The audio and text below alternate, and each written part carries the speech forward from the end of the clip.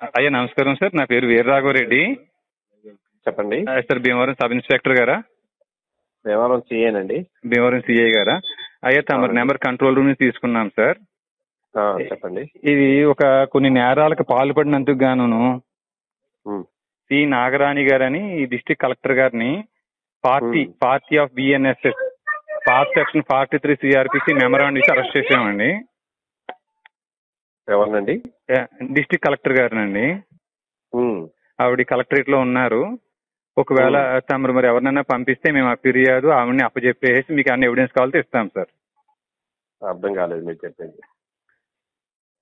Sir 40 కొత్త section BNSS ఏదైతే ఉందో ఆ సెక్షన్ ప్రయోగించి కలెక్టర్ గారిని అదుపులోకి తీసుకున్నామండి, నోటీస్ ఇచ్చి. మీరెవరండి?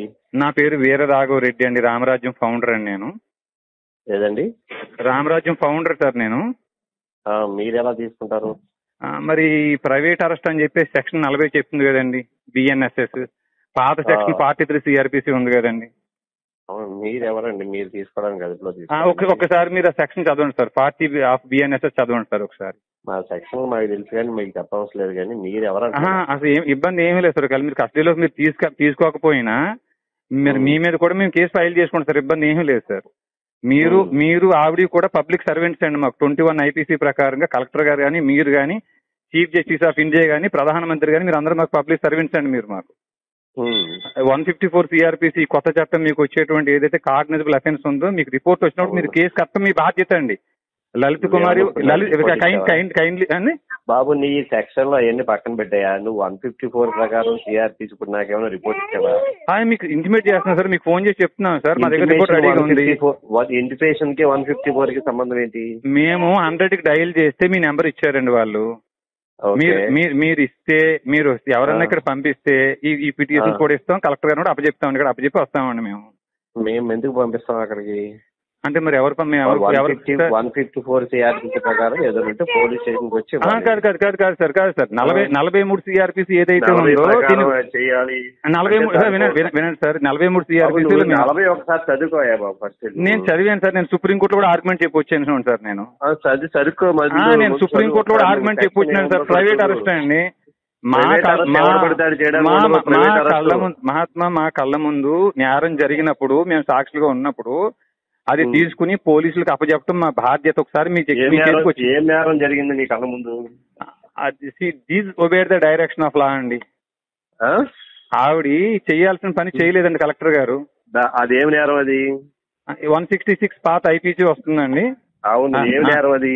ఏమండి తణుకు అని చెప్పేసి తణుకు దగ్గర తేతల గ్రామం దగ్గర. అయ్యా నేను చెప్పేదేనండి, మీరు సెక్షన్ చదువుకునేటప్పుడు దాంట్లో సుప్రీంకోర్టులో వాదించే ఎక్కడ ఎవడైతే ఒక వ్యక్తి నాన్ బెయిలబుల్ 7 సంవత్సరాల కంటా ఎక్కువ శిక్ష విధించగలిగినటువంటి నేరాలు ఎవడైతే రోడ్డు మీద ఎవరినో మర్డర్ చేసేయడమో లేకపోతే ఎవరినో రేప్ చేసేయడమో చేస్తారు కదా పబ్లిక్ దొంగలు, అటువంటి వాళ్ళ గురించి పబ్లిక్ కి నేరస్తుల్ని అవసరం అయితే ప్రైవేట్ వ్యక్తులు పబ్లిక్ కూడా అరెస్ట్ చేయొచ్చు అని అంటారు. మీరు సెక్షన్ చదువుకున్నప్పుడు క్లియర్ గా చదవాలి. దాంట్లో చదివితే ఉంటది.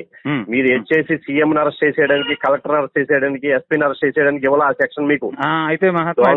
చెప్పేదేనండి, మర్డర్ చేసే వ్యక్తి లేకపోతే రేప్ చేసే వ్యక్తి రోడ్డు మీద పారిపోతున్నప్పుడు అతనికి పోలీసులు వచ్చే టైం ఉండదు కాబట్టి అక్కడ ఎమర్జెన్సీ టైంలో పబ్లిక్ అయినా సరే అరెస్ట్ చేయడానికి పెట్టారు. అంటే 7 సంవత్సరాల కన్నా ఎక్కువ నేరం దగ్గర నేరాలు పబ్లిక్ కళ్ళ ముందు చేస్తే అప్పుడు చేయొచ్చు. మీరు అటువంటి మీరు చెప్పింది విన్నాం కదా. ఇప్పుడు మా మాట వినండి. ఇప్పుడు ఏదైతే కాగ్నిజబుల్ అఫెన్స్ ఏమో 154 సిఆర్పిసి అండి, నాన్ కాగ్నిజబుల్ ఏమో 155 సిఆర్పిసి అండి. ఈ రెండింటి మీద లలిత్ కుమారి వర్సెస్ యూపీ గవర్నమెంట్ ఈ కేసులో సుప్రీంకోర్టు ఒక ఆర్డర్ పాస్ చేసింది. 90 పేజీలు 100 పేజీలు జడ్జిమెంట్ ఉంటుందండి.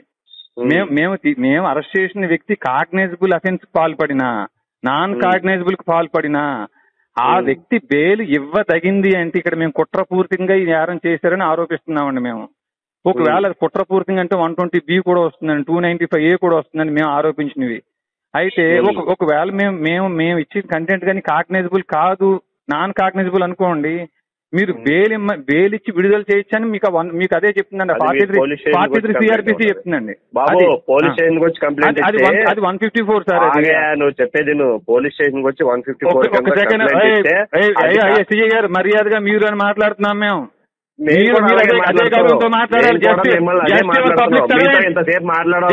పబ్లిక్ సర్వెంట్స్ మీరు పబ్లిక్ కాబట్టి మాట్లాడుతున్నాను. పబ్లిక్ సర్వెంట్ కి నువ్వు చెప్పేది ఏంటి? పబ్లిక్ సర్వెంట్ కి నువ్వు చెప్పేది ఏంటి అంటున్నాను. పబ్లిక్ సర్వెంట్ కి నువ్వు చెప్పేది ఏంటి? ఇక్కడ పబ్లిక్ సర్వెంట్ కి నువ్వు ఎమర్జెన్సీ ఏమన్నా ఉంటే పబ్లిక్ సర్వెంట్ కి ఫోన్ చేయి. నా డ్యూటీ నువ్వేం చేస్తావు? 43 సిఆర్పిసి కొత్త చట్టం బిఎన్ఎస్ సెక్షన్ 40 కి మీరు నేను వస్తున్నాను ఇప్పుడు, నీకు అక్కడే ఉండు. Please come